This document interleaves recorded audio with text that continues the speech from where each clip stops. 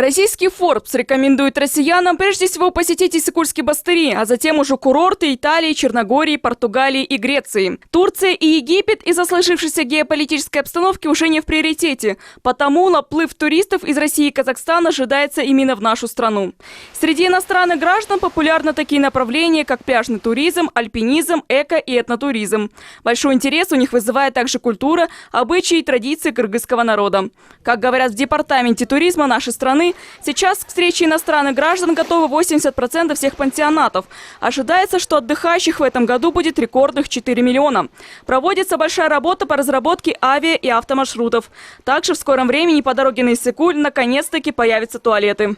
Как раз по туалетам, как раз сейчас на заседании правительства дано задание нам разработать эскизы туалетов. Мы сейчас готовим, буквально сегодня-завтра будем обсуждать основные проекты туалетов, чтобы они были индивидуальными, чтобы они индивидуально очистными сооружениями, с менеджментом, с управлением.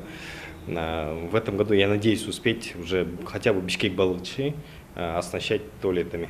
Как говорят эксперты, качество обслуживания в пансионатах оставляет желать лучшего. И это за такие деньги, которыми можно было бы оплатить all-inclusive в Турции. Все же, как добавляют специалисты, думать о туристах должно не только государство, но и сами граждане. Турист – это прежде всего гость, который приехал в нашу страну.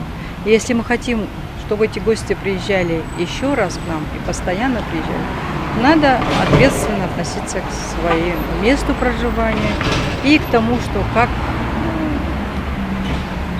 будем встречать их в чистом доме, значит, должны встречать. А не допускать того, чтобы я была сама свидетелем, когда иностранные туристы, немцы, убирали наш озеро.